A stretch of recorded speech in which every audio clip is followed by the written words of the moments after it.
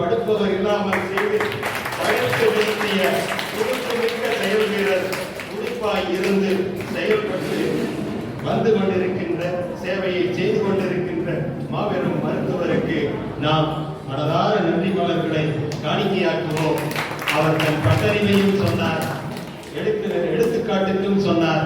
ஆனால் பக்கத்திலேயே வைத்தியம் பார்த்து அவரும் சமயத்தோடு சமயமாய் சாட்டை போடுகிறார்களே என்பதை போல நன்றி அறிதலை இப்பொழுது உங்கள் முன்வைத்து சென்றிருக்கிறார். அவருக்கும் பாராட்டுகள், நல்வாழ்த்துக்கள். அடுத்தபடியாக இவ்விழா 225வது நினைவேந்தல் விழாவாக ராணி வேலுநாச்சியார் அம்மா அவர்களை பற்றி நாம் இவ்வளவு மகிழ்ச்சியாக இருப்பதற்கு அடிமொழி அவர்கள் வரிசையில் அந்த அம்மாவுடைய பணி மிகச்சிறந்த பணியாக இருக்கின்றது. அவர்கள் எல்லாம் அர்ப்பணிப்போடு அன்று செய்யவில்லை என்று சொன்னால் நாம் இந்த அளவுக்கு இங்கே இவ்வளவு மகிழ்ச்சியாக இருந்திருக்கவே முடியாது. அப்படிப்பட்ட அம்மா அவர்களை நம்முன் கண் முன்னே கொண்டு வருவதற்காக நாடி நரம்பெங்கும் ஓடிய வீரத்தையும் கூடிய கூட்டத்தோடு கும்பிடும் மாதராய் பாடிய பாவைகளுக்குள் பாவையராய் ஆயுதம் மறைத்து பாடிய பாட்டுடன் பாய்ந்த வீரம் படையே நடுங்கி ஓடும் கதையை பாங்காய் பக்குவமாய் நயமுடன் நவின்று நம் முன்னே நாச்சியாரை கொண்டு வர உள்ளார். நம் எழுத்தாளரும் பேச்சாளருமாக ஆன பண்பாளராய் மாமனிதராய் இப்பொழுது வீற்றிருக்கின்ற திரு ரங்கலை வள்ளியப்பன் ஐயா அவர்களை உங்கள் சார்பாய் அன்போடு அழைக்கின்றேன். வேலு நாச்சியாரை உங்கள் கண் முன்னிறுத்த வருகின்றார். வருக.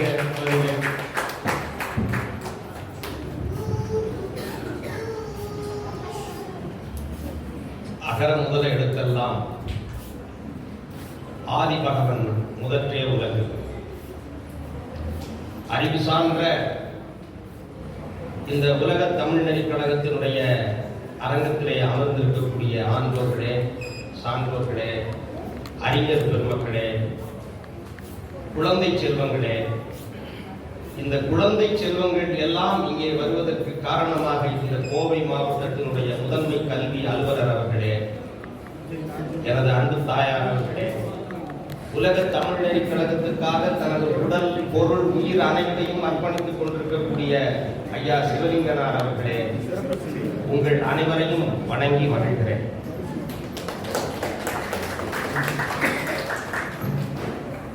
வீரம்தான் மனிதர்களுக்கு தேவையான மிக முக்கியமான குணம்.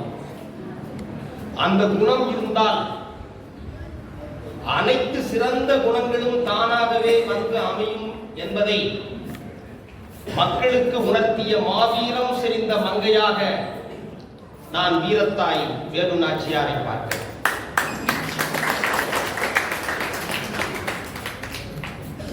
நீங்கள் மனிதர்களாக பிறந்து மனிதர்களாகவே மறைந்து போய்விடக் கூடாது.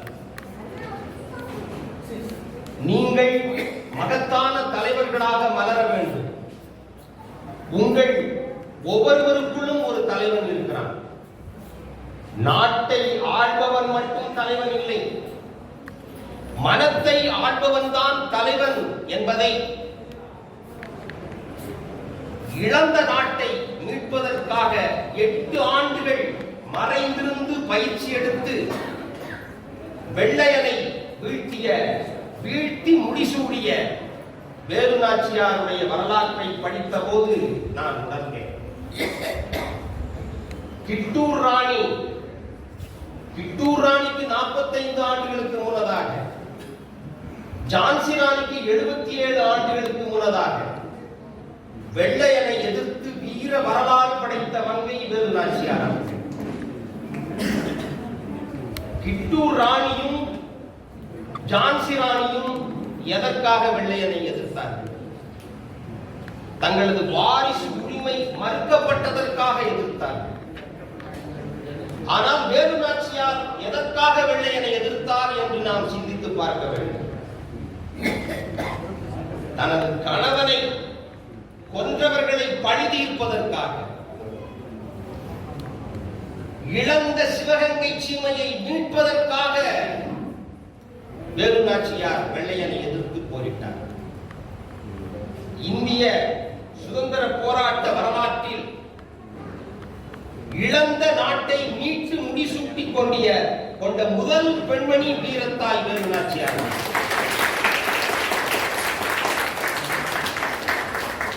வீரத்தாய் வேலு நாச்சியை வடநாட்டு ஜான்சி ராணி என்று அழைப்பதை காட்டிலும் ஜான்சி ராணியை வடநாட்டு வேலு நாச்சி என்று அழைக்க வேண்டும் என்பதுதான் சால பொருத்தமாக இருக்கிறது என்று நான் சொல்கிறேன். வரலாற்றினுடைய முதல் பக்கங்களிலே இடம்பெற்றிருக்க வேண்டிய வீரத்தாய் வேலு நாச்சியாருடைய பெயர் அதனுடைய கடைசி பக்கங்களிலே கூட இடம்பெறாமல் போனதற்கு காரணம் என்ன? பல துறைகளிலே முன்னணி வகித்த வீரத்தாய் வேலு நாச்சியாருடைய பெயர் கடைசி பக்கங்களிலே கூட இடம்பெறாமல் போனதற்கு காரணம் என்ன? தமிழச்சி என்பதாலா, பெண் என்பதாலா, தமிழ் சமூக மனசாட்சியினுடைய நீண்ட மௌனத்தாலா, எப்போதுமே அமைதி காத்துக் கொண்டிருக்கக்கூடிய தமிழர்களுடைய மனப்பான்மையாளா என்பதை நாம் சிந்தித்து பார்க்க வேண்டும். அவசியம் இதை நாம் வந்து சிந்தித்து பார்க்கணும். நமது வரலாற்று பண்பாடு குறித்து நாம் பெருமை கொள்ள வேண்டும். வரலாற்று பெருமை மிக்க சமூகம் தான் எதிர்கால சமூகத்தை உருவாக்க முடியும். அதை நம்ம வந்து அவசியம் சிந்தித்து பார்க்க வேண்டும். ராமநாதபுர செல்லமுத்து சேதுபதிக்கும் சக்கந்தி முத்தாத்தாள் நாச்சியாருக்கும் பெண்ணாக பிறந்தவர் வீரத்தாய் வேலு நாச்சி. சாதாரணமான பெண் இல்லை, வீரமாக வளர்க்கப்பட்டார். வாழ்வீச்சிலும் வளரி கலையிலும் வீர விளையாட்டுகளிலும் குதிரை ஏற்றத்திலும் மிகச்சிறந்து விளங்கினார். திருக்குறள், சிலப்பதிகாரம், கம்பனுடைய ராமாவதாரம், புறநானூறு போன்ற இலக்கியங்களை கற்று தேர்ந்தவராக விளங்கினார். தமிழ், ஆங்கிலம், சமஸ்கிருதம், உருது, பிரெஞ்சு, மலையாளம், கன்னடம், தெலுங்கு போன்ற மொழிகளை பேசக்கூடியவராக வேலு நாச்சியார் விளங்கினார். அதாவது ஹைதர் அலி இவர் உருது பேசிய பாங்கை கண்டே அன்பு மகளே உனக்கு நான் உதவுகிறேன் என்று சொன்னார். 1780 இருந்து 89 வரை 9 ஆண்டுகள் அரசாட்சி புரிந்த போது டி பிரே என்கிற பாதிரியாரிடம் பிரெஞ்சு மொழியை வேலு நாச்சியார் கற்றுக்கொண்டார். நாம் நினைத்து பார்த்தேன், நெஞ்சு பொறுக்குதில்லையே இந்த நிலைகட்ட மனிதரை நினைந்து விட்டார். அஞ்சி அஞ்சி சாவார். இவர் அஞ்சாத பொருள் இல்லை அவனியிலே. வஞ்சனை பெய்கள் என்பார், இந்த மரத்தில் என்பார், அந்த குளத்தில் என்பார், துஞ்சுது முகட்டில் என்பார், மிக துயர்ப்படுவார், எண்ணி பயப்படுவார். எங்கிருந்த தமிழ் மக்களை ஒன்றிணைத்து வெள்ளையர்களை எதிர்த்து போராட வைத்து தன் உடல் பொருள் ஆவி அனைத்தையும் அர்ப்பணித்த வீரத்தாய் வேலு நாச்சியார். நான் நினைத்து பார்த்தேன், விடுதலைக்கு பின்னான சுதந்திர இந்தியாவில் மக்களுடைய நிலை என்னவாக இருக்கிறது? சுதந்திரத்திற்கு பிறகான மக்களுடைய வாழ்க்கையில் அவர்கள் தனது வாழ்வியல் வெற்றிகளை முழுக்க முழுக்க பெற முடியாத நிலையிலே இருக்கிறோம். இங்கே மக்களுக்கான வெற்றி என்பது எதுவுமே கிடையாது. எல்லா வெற்றிகளும் மக்களை முன்னிறுத்தி கேளிக்கையிலே திளைத்துக் கொண்டிருக்கக்கூடிய ஒரு சில முதலாளிகளுக்கானது என்பதை நினைக்கும் போதுதான் நமது நெஞ்சு பொறுக்கிறது. ஓங்கள் இடை வந்து உயர்ந்தோர் தொழ விளங்கி ஏங்கலின் ஞானத்து இருளகற்றும் ஆங்கவற்றுள் மின்னேர் தனியாளி வெங்கதிரோன் ஏனையது தன்னேறினாத தமிழ் என்றிருந்த தமிழ் கோடிக்கணக்கான தமிழ் பிள்ளைகளை அவர்களுடைய தாய் மொழியை அவர்களிடையே இருந்து துண்டித்து அவர்களுடைய தாய் மொழியை அவர்களிடையே இருந்து துண்டித்து தாய்மொழி மறந்தவர்களாக செய்ததை தவிர இங்கு உள்ள ஆங்கில கல்வி செய்தது என்ன என்று நாம் சிந்தித்து பார்க்க வேண்டும்.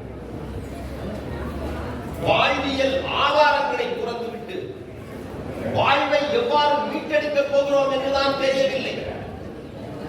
நாம் சிந்தித்து பார்க்க வேண்டும். சிந்தித்து பார்க்க வேண்டும் என்பதற்காகத்தான் உலக தமிழ் நல்கழகம் இந்த விழாவினை செய்கிறது. சிந்தித்து பார்க்க வேண்டும். வாழ்வு ஆதாரங்களுக்கான அடிப்படைகளை துறந்துவிட்டு வாழ்வை எவ்வாறு நாம் மீட்டெடுக்க போகிறோம்?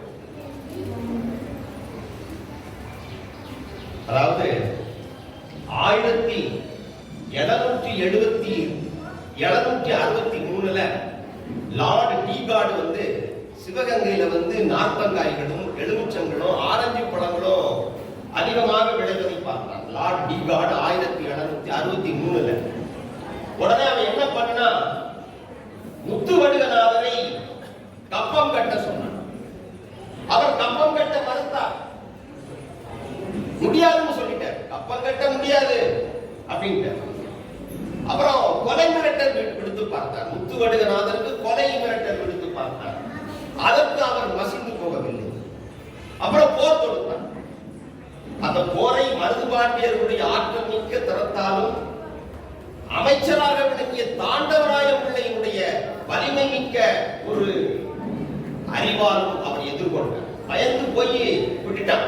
லார்டு டீகார்டு படையெடுத்து வந்தவன் பாதியில பிரிந்துட்டு போயிட்டான். அப்புறம் 9 ஆண்டுகள் கழித்து 1772 வெள்ளையர்களுடைய கைக்கூலியாக செயல்பட்ட ஆற்காடு நவாபினுடைய மகன் உல்தத் உல் உம்ரான் ஒருத்தர், உல்தத் உல் உம்ரா படையெடுத்தான். யாரை வச்சு படையெடுத்தான் அப்படின்னா, ஜோசப் ஸ்மித் என்கிற ஜெனரலுடைய தலைமையில படையெடுத்தான்.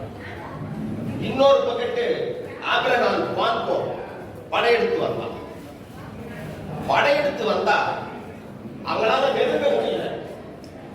மருது பாண்டியர்களுடைய ஆற்றலை கண்டு அவர்கள் அதிர்ந்து போனார்கள், வர முடியல. அப்புறம் அவங்க சிந்தனை பண்ணினாங்க, இவங்களை சாமானியமா வெல்ல முடியாது. இந்த தமிழ் மறவர்களை, இந்த தென்பாண்டி சிங்கத்தாரை சாதாரணமா நம்ம வந்து வெல்ல முடியாது என்று அவர்கள் நினைத்து சூழ்ச்சியினால் மட்டும்தான் வெல்ல முடியும் என்று கருதினார்கள்.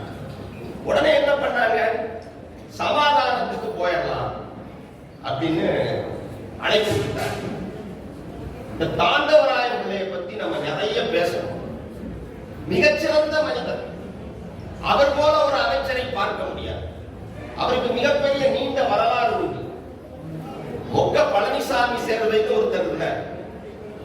அந்த மொக்க பழனிசாமி சேர்வையினுடைய மகன்கள் தான் மருது பாண்டியர்கள். அந்த மருது பாண்டியர்களை முத்துவடுகநாதரிடம் கொண்டு வந்து சேர்த்தவர் யாருன்னா அவர்தான் தாண்டவராய. மிகச்சிறந்த அமைச்சராக செயல்பட்டார். அவர் என்ன நினைத்தார்? வெள்ளக்காரங்கள்ட்ட போய் நம்ம சிவகங்கை சீமையினுடைய மக்கள் தங்கள் இன்னுயிரை மடிந்து போய்விடக் கூடாது என்று சமாதானத்திற்கு முன் வந்தார். சமாதானம் பேசினார்கள். சமாதானம்னு சொல்லிட்டார். சமாதானம்னு சொன்ன பிறகு அதை நம்பி முத்துவடுகநாதர் என்ன பண்ணினார்னா, தனது இளைய ராணியோடு காளையார் கோவிலுக்கு ஆயுதங்களை குறைத்துக் கொண்டு, பாதுகாப்பை குறைத்துக் கொண்டு வழிபாட்டுக்கு வந்தார். எனக்கு ஒரு இதை சொல்ற போது எனக்கு ஒரு கவலை ஒன்று.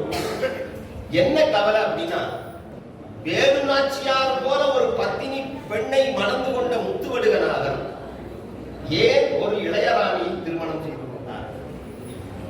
எனக்கு இதை படிக்கிற போது நெஞ்சு பொறுப்புது. வேலு நாச்சியார் எவ்வளவு பெரிய அறிவாளி, எவ்வளவு பெரிய பத்தினி பெண்ணில், இப்படிப்பட்ட ஒரு பெண் இருக்கிற போது, அவர்களுக்கு ஒரு குழந்தை இருக்கிற போது, முத்துவடுகநாதர் அவர் வீரர் தான், மிகச்சிறந்த மனிதர் தான், அதிலே மாற்று கருத்துக்கு இடமில்லை. ஆனால் அவர் ஏன் ஒரு இளையராணியை திருமணம் செய்து கொண்டார் என்று எனக்கு ஒரு கேள்வி எழுதுகிறது. என்னால் அதை ஒத்துக்கொள்ள முடியவில்லை.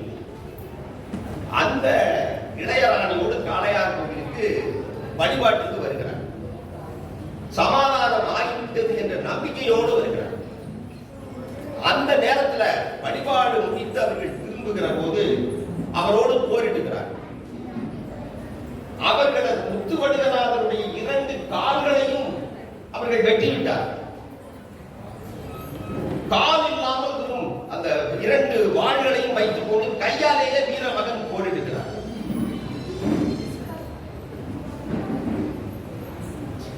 மருத்துவரையா அவசரமாக கிளம்புவதால் அவர் ஒரு நினைவு பரிசு அம்மையார் அவர்கள்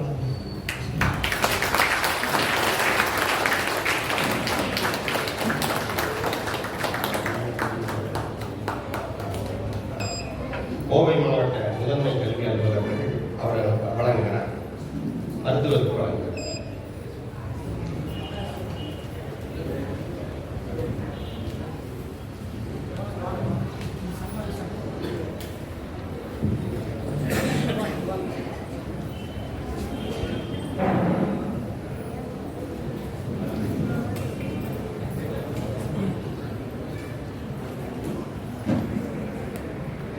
வீரம் பொங்கும் வேலு நாச்சியாருடைய வரலாற்றை பேசுகிற போது நெஞ்செல்லாம் சூடாகிறது, மனமெல்லாம் பேரின்பத்திலே மூழ்குகிறது.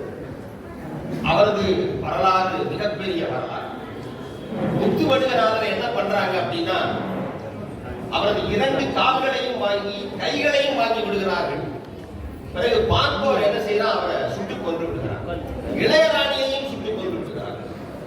இதை அறிந்த வேலு நாச்சியார் ஓடோடி வருகிறார். வேலு நாச்சியார் கதறி அழுகிறார். அப்போது நன்றாக குழந்தைகளே, பெரியவர்களே, நீங்கள் இந்த இடத்திலே நன்றாக சிந்திக்க வேண்டும். இதுதான் முக்கியமான திருப்பு முனை. வேலு நாச்சியாருடைய வரலாற்றிலேயே மிக மிக முக்கியமான திருப்பு முனை என்பது இந்த இடத்திலே தான் நடக்கிறது. அந்த காலகட்டம் உடன்கட்டை ஏறக்கூடிய காலகட்டம். கணவன் இறந்துவிட்டால் அவனை எரிமூட்டுகிற தீயிலே மனைவியும் விழுந்து விடக்கூடிய காலகட்டம். அந்த காலகட்டத்தில் உடன்கட்டை ஏற துணிகிறார் வேலு நாச்சியார். ஒரு கணம் சிந்திக்கிறார். அந்த ஒரு கணம் தான் இந்திய வரலாற்றையே, இந்திய விடுதலை போராட்ட வரலாற்றையே மாற்றிய தருணம் என்று நான் சொல்லுவேன். ஒரு கணம் சிந்திக்கிறார். தனது கணவனை கொன்றவர்களை பழிவாங்க வேண்டும். தமிழ்நாடு, தென்னகம், இந்தியா ஒருபோதும் அடிமை நாடாக இருக்கக்கூடாது. இழந்த நாட்டை மீட்டெடுக்க வேண்டும் என்று சபதம் கொள்கிறார். அதற்கு பிறகுதான் திருமாங்கல்யத்தை கலட்டுவேன் என்று உறுதி கொள்கிறார் வீரத்தாய் வேலு நாச்சியார்.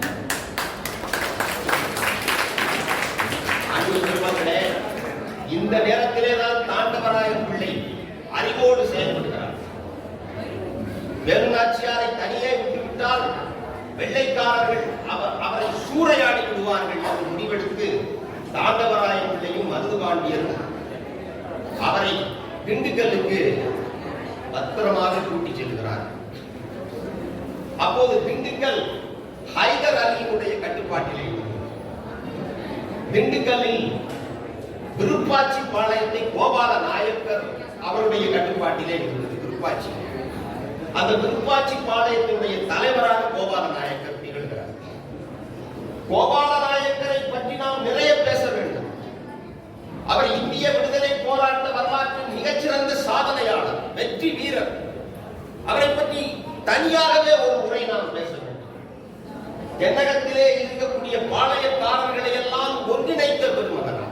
ஒன்றிணைத்து அவர்களை ஒற்றுமைப்படுத்தி வலிமைப்படுத்தி வெள்ளையர்களை எதிர்க்க வேண்டும் என்பதற்கு ஒரு தூண்டுகோலாக இருந்த பெருந்தகையாளர் நமது கோபால நாயக்கர்.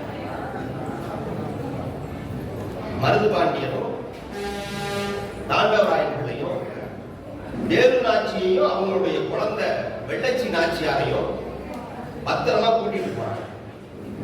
ஆனா இது வெள்ளைக்காரர்களுக்கு தெரிஞ்சிருக்கும். வெள்ளைப்படைகள் அவர்களை துரத்தி கொண்டே போகிறது. அரியாக்குறிச்சி ஐயனார் கோவில் என்று ஒரு இடத்தை அவங்க தாண்டி போறாங்க.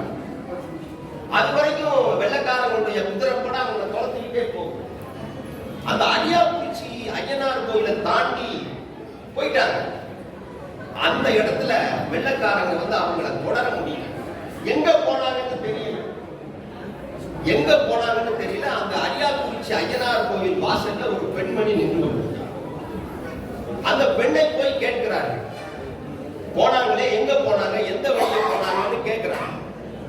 அப்ப அந்த பெண்ணுக்கு தெரியும், ஆனா அந்த பெண் சொல்லல. உடையாள் என்ற அந்த பெண் சொல்லல. எங்க போனாங்கன்னு எனக்கு தெரியாது. மிரட்டுறாங்க, அடிக்கிறாங்க. கடைசியில அந்த அம்மாவை வந்து வெட்டி கொண்டுறாங்க. வெட்டி கொண்டு போட்டுறாங்க. கைவேறு கால்வேறு துண்டு துண்டாக வெட்டி அந்த அரியாக்குறிச்சி ஐயனார் கோவில் வாசல்ல அந்த உடையாளை சிதறடித்து விடுகிறார். அப்ப விருப்பாட்சிக்கு வேலுநாச்சியார் போயிட்டார். வேலுநாச்சியார் போயிட்டு குதிரையிலிருந்து கீழே இறங்குறாங்க. குதிரையிலிருந்து கீழே இறங்கியவுடன் ஹைதர் அலி கேட்கிறார், எங்க வேலுநாச்சி எங்க அப்படின்னு கேட்கிறார். வேலுநாச்சி அப்ப வந்து ஆண் உடையில இருக்கிறாங்க. ஆண் உடையில தொப்பி வச்சிருக்காங்க. அந்த தொப்பியை கலட்டி விட்டு ஹைதர் அலி பார்த்து உறுதி மொழியில வணக்கம் அப்படின்னு சொல்றாங்க. அவங்க உருது மொழியில வணக்கம் என்று சொல்லிய அந்த ஒற்றை சொல்லில் மயங்கி போனார் ஹைதர் அலி. உருது மொழியை இவ்வளவு அழகாக உச்சரிக்கிறாரே, நீ என் மகளம்மா, உன்னை நான் காப்பாற்றுகிறேன், உனக்கு வேண்டிய உதவிகளை எல்லாம் நான் செய்கிறேன் என்று ஹைதர் அலி அப்போது உறுதி கூறுகிறார். 8 ஆண்டுகள் கோபால நாயக்கர் சிவகங்கை, அதாவது அந்த திண்டுக்கல் கோட்டை, கொடுங்குன்றம் என்கிறக்கூடிய அந்த பரப்புமலை, இந்த இடத்துல எல்லாம் விருப்பாட்சி கோட்டை, இங்க எல்லாம் வந்து பயிற்சி எடுக்கிறாங்க. 8 ஆண்டுகள் மறைந்திருந்து பயிற்சி எடுக்கிறாங்க. இந்த நேரத்தில் மருத்துவர்களுடைய செயற்பாட்டை நாம் கவனிக்க வேண்டும். இந்த 8 ஆண்டுகளும் இவங்க வந்து என்ன பண்ணாங்கன்னா, சிவகங்கையில் இருக்கக்கூடிய மக்களோடு தொடர்பிலேயே இருந்தாங்க. அன்பு பெருமக்களே, குழந்தைகளே, இந்த வேலுநாச்சியார் கதையோடு நீங்கள் தொடர்ந்து வர வேண்டும் என்று உங்களை நான் விரும்பி கேட்டுக்கொள்கிறேன். அப்பதான் அவர்களுடைய பாடு என்னன்னு நமக்கு புரியும். அவர்கள் பட்ட சிரமங்கள் என்ன என்பது நமக்கு விளங்கும். அதை நம்ம வந்து புரிந்து கொள்ள வேண்டும், புரிந்து கொள்ளணும்.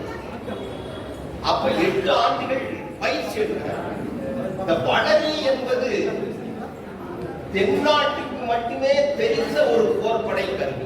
இந்த வளரியை கையாளுவதில் ராமநாதபுரம் சிவகங்கை மாவட்டத்துக்காரங்க தான் முன்னணியில் இருந்திருக்கிறாங்க. வளரி அப்படின்னா என்ன அப்படின்னா, அப்படி தூக்கி வீசுவாங்க. அந்த கருவி என்ன பண்ணுவாங்க, அப்படி தூக்கி வீசுவாங்க. வீசணும்னு அந்த கருவி என்ன பண்ணும்னா, அவருடைய யாரை குறிவைக்கிறாங்களோ அவங்க தலையை சீக்கிட்டு மீண்டும் வீசப்பட்டவருடைய கைகளுக்கே வந்து சேரும். வீசுவாங்க. யாரை குறிவைத்து தாக்குகிறார்களோ அவர்களுடைய தலையை சீவிட்டு அந்த வீசுகிறவர்களுடைய கைகளுக்கே அது வந்து சேரும் என்பதுதான் வளரியினுடைய சிறப்பு. அந்த வளரியை கையாளுவதிலே ராமநாதபுரம் மாவட்டம், அந்த சிவகங்கை மாவட்டத்துக்காரங்க மிகச்சிறந்த தேர்ச்சி பெற்று விளங்கினார்கள். அதில் முதன்மையாக வேலுநாச்சியார் விளங்கினார். அந்த பயிற்சி எல்லாம் எடுத்துட்டு 1780 வெள்ளையர்களை எதிர்த்து வர்றாங்க. 3 படைகளாக வருகிறார். 3 படைகளாக பிரித்து அவர்கள் வருகிறார். இந்த உடையாள் என்கிற படைப்பிரிவுக்கு குயிலி என்பவள் தலைமை தாக்குகிறார். இந்த இடத்தையெல்லாம் நீங்க முக்கியமா கவனிக்கணும்.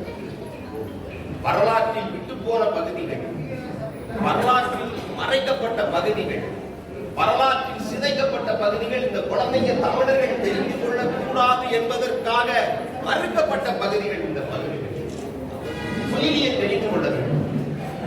குயிலியினுடைய தலைமையில உடையாள் படை பிரிவு வருகிறது. வரலாறு 1780 சிவகங்கையை நோக்கி மருதுபாண்டியர்கள் ஒரு படைப்பிரிவுக்கு தலைவராகவும், வேலுநாச்சியார் ஒரு படைப்பிரிவுக்கு தலைவராகவும் 3 படைகளாக சிவகங்கையை நோக்கி அவர்கள் வருகிறார்கள். அப்ப குயிலி சிந்திக்கிறார். பயங்கரமான போர்படை கருவிகளையும் ஆயுதங்களையும் வைத்திருக்கக்கூடிய வெள்ளையர்களை எதிர்ப்பது என்பது சாமானியமானது அல்ல. வெறும் வாளையும் வளரியையும் வைத்துக் கொண்டு அவர்களை நாம் வெல்ல முடியாது என்று கணக்கு போடுகிறாள். குயிலி என்ன பண்றா அப்படின்னா, அந்த சிவகங்கை அரண்மனையினுடைய முற்றத்திலே வெள்ளையர்களுடைய ஆயுதங்கள் எல்லாம் குவித்து வைக்கப்பட்டிருக்கிறது. இவ என்ன பண்றா, உள்ள போறா, உடம்புல நெய்யை தடவி கொண்டு அந்த ஆயுத கிடங்கின் மீது குதித்து விடுகிறாள். தன்னையும் அழித்துக் கொண்டு விடுகிறாள், ஆயுதங்களையும் அழித்து விடுகிறாள். என்ன சொல்றாங்கன்னா, உலக வரலாற்றிலேயே முதல் தற்கொலை படையை செய்தவர் அவர்தான் என்று வரலாறு சொல்லுது. அதாவது எழுதப்பட்ட வரலாறு ஒன்று இருக்கு. தற்கொலை படைக்கு எழுதப்பட்ட வரலாறு என்பது இரண்டாம் உலக போர்ல வருது. ஜப்பானியர்களுக்கும் ஜெர்மனியர்களுக்கும் நீர்மூழ்கி கப்பல்ல ஒரு யுத்தம் நடக்கும். ஜப்பானியர்களுக்கும் ஜெர்மனியர்களுக்கும் நீர்மூழ்கி கப்பல்ல ஒரு யுத்தம் நடக்கும். அந்த யுத்தத்துல ஜப்பானியர்கள் மேற்கொண்டதுதான் முதல் தற்கொலை படை என்பது எழுதப்பட்ட வரலாறு. இந்த இரண்டாம் உலக போருக்கு 150 ஆண்டுகளுக்கு முன்னாலேயே, இரண்டாம் உலக போருக்கு 150 ஆண்டுகளுக்கு முன்னாலேயே ஒரு தமிழ் பெண், இளம்பெண் குயிலி அந்த தற்கொலை படைக்கு முதல் பலியாக இருந்திருக்கிறார் என்பதுதான் நாம் உண்மையிலே நினைத்துக் கொள்ள வேண்டிய ஒன்று என்று நான் சொல்ல கடமைப்பட்டிருக்கிறேன். அந்த தற்கொலை படை போராட்டம் பயந்து போனார்கள் வெள்ளையர்கள். 1780 வெள்ளையர்களை தோற்கடித்து இழந்த சிவகங்கை சீமையை மீட்டுக் கொண்டு 1780 நமது வேலு நாச்சியார் முடிசூட்டிக் கொண்டார் என்பதை நாம் சிந்தித்து பார்க்க வேண்டும். அதாவது ஒரு பாடல் உண்டு புறநானூற்றுல ஒரு மிகச்சிறந்த பாடல் ஒன்று உண்டு. சிற்றில் நற்றூன் பற்றி நின் மகன் யாண்டு உடன் என வினவுடி. நல்ல கவனிக்க பாட்டு. சிற்றில் நற்றூன் பற்றி நின் மகன் யாண்டு உடன் என வினவுடி. என் மகன் யாண்டு உடனோ ஆயினும் ஓரும் புலி சேர்த்து போக்கிய கல்லறை போல, புலி சேர்த்து போக்கிய கல்லறை போல ஈன்ற வயது இதோ தோன்றுவன் தானே போர்க்களத்தான். மிகச்சிறந்த பாடல். காவர் பெண் எழுதிய பாடல். சிற்றில் நட்பும் பற்றி நின் மகன் யாண்டு உடன் என வினவுதி. என் மகன் யாண்டுடன் ஆயினும் ஓரும், என் மகன் யாண்டுடன் ஆயினும் ஓரும் புலி சேர்த்து போகிய கல்லடை போல, புலி சேர்த்து போகிய கல்லடை போல ஈன்ற வயிறு ஈரோ தோன்றுவன் தானே போர்க்களத்தான். என் மகன் எங்கே இருக்கிறான் என்று கேட்கிறான். புலி தங்கிய வயது இது, என் மகன் எங்கே இருப்பான்? போர்க்களத்திலேதான் இருப்பான் என்று சொல்லக்கூடிய அந்த தாயின் மொழியிலே இருக்கக்கூடிய சூடு சாதாரணமான சூடு அல்ல என்பதை நாம் சிந்தித்து பார்க்க வேண்டும். புறநானூற்றிலே இருந்து இந்த வீர தன்மையைத்தான் நாம் எடுத்து நம் நெஞ்சத்திலே சூடிக்கொள்ள வேண்டும். அப்படிப்பட்ட ஒரு புறநானூற்றின் தாயாக நான் வேலு நாச்சியார். சாதாரணமான பெண் அல்ல, உடன்கட்டை ஏறக்கூடிய காலத்திலே இப்படிப்பட்ட ஒரு வீர செயலை ஒரு பெண்மணி இழந்து போன சிவகங்கை சீமையை மீட்டு முடிசூட்டி போன்ற போது வேலு நாச்சியாருக்கு வயது 50 வயது. 1780 இருந்து 89 வரை 9 ஆண்டுகள் சிறப்பான ஆட்சி புரிந்தார். மிகப்பெரிய தொண்டுகளை செய்தார், அரிய தொண்டுகளை செய்தார். ஏராளமான குளங்களை அந்த பகுதியிலே வெட்டினார். ரொம்ப முக்கியம், இந்த காலத்தில் நமக்கு தெரிந்து கொள்ள வேண்டிய ஒன்று என்ன, நீர் ஆதாரங்களை பெருக்கினார். வறட்சி பூமியிலே நீர் ஆதாரங்களை பெருக்கிய வல்லமை படைத்த அரசியாக வேலு நாச்சியார் திகழ்ந்திருக்கிறார் என்பதை நாம் மனதிலே வைத்துக் கொள்ள வேண்டும். இன்னைக்கு நீங்க போனா பார்க்கலாம், சிவகங்கையில் அவ்வளவு ஊரணிகள் இருக்கின்றன, அவ்வளவு கண்மாய்கள் இருக்கின்றன. வறட்சியான பூமி தான். அந்த வறட்சியான பூமியிலே நீர் ஆதாரங்களை பெருக்கிய வல்லமை படைத்த அரசியாக வேலு நாச்சியார் 9 ஆண்டுகள் சிறப்பான திருப்பணி செய்தார். அவர் வெட்டிய குளங்கள், அவர் கட்டிய கோயில்கள் இன்றைக்கும் சாட்சியாக நின்று கொண்டிருக்கின்றன. மிகப்பெரிய மிகச்சிறந்த பெண்மணியாக உழைத்தார். நான் ஒன்று சொல்ல விரும்புகிறேன். வேலு நாச்சியார் மருது பாண்டியர்களை தனது மகன்களாகவே கருதினார். முத்துவடுகநாதரை தந்தையாக கருதிய மருது பாண்டியர்கள் வேலு நாச்சியாரை தாயாராகவே கருதினார்கள். வேலு நாச்சியாருக்கும் மருதுபாண்டியர்களுக்கும் மன வேறுபாடுகளும் கருத்து வேறுபாடுகளும் வந்தது உண்மைதான். இந்த கருத்து வேறுபாடுகளையும் மன வேறுபாடுகளையும் ஒரு தாய்க்கும் மகனுக்குமான வேறுபாடாகவே நான் பார்க்கிறேன். அவமானங்களும் அவதூறுகளும் அபாண்டங்களும் காலம் முழுக்க அரசியலில் நிகழ்ந்து கொண்டே இருப்பதுதான். வரலாற்று ஆசிரியர்கள் திரித்து கூறக்கூடிய விளக்கங்களை நான் ஒருபோதும் நம்புவது கிடையாது. அதில் எனக்கு நம்பிக்கை இல்லை. வேலு நாச்சியாருடைய வரலாற்றை படிக்கிற போது என்னென்னவோ எழுதுகிறார்கள், அதையெல்லாம் நான் ஒதுக்கி விடுகிறேன். அதில் எனக்கு நம்பிக்கை இல்லை.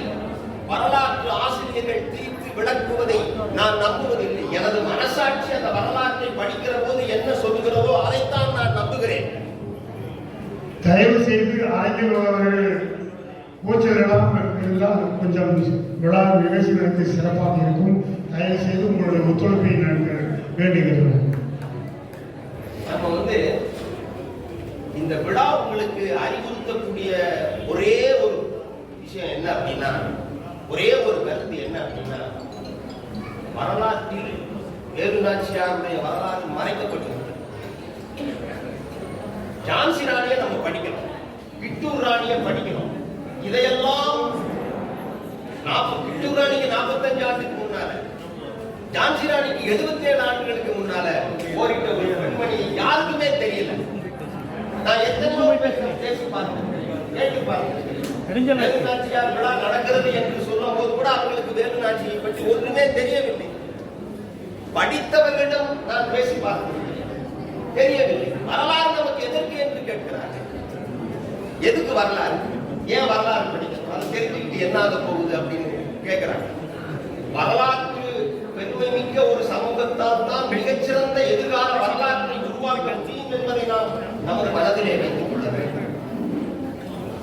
இன்னொன்று முக்கியமான கருத்து என்ன அப்படின்னா, மனிதர்களுக்கும் சமூகத்தினுடைய மனசாட்சியினுடைய ஆழ் மனதிற்கும் ஆழ்ந்த வடுக்களை காலந்தோறும் தந்து கொண்டுதான் இருக்கிறது.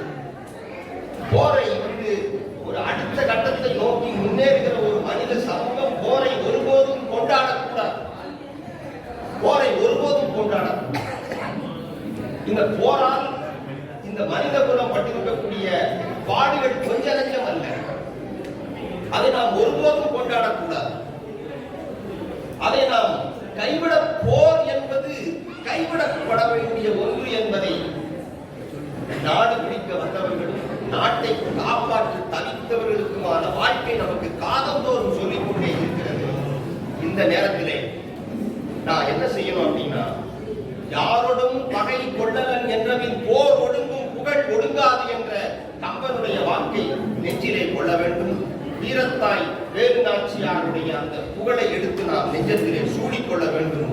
அப்படி சூடிக்கொண்டால் நாம் வெற்றி வீரர்களாக காலமெல்லாம் திகழ்வோம் என்று சொல்லி இந்த அளவில் எனது உரையை நிறைவு செய்து விடைபெறுகிறேன்.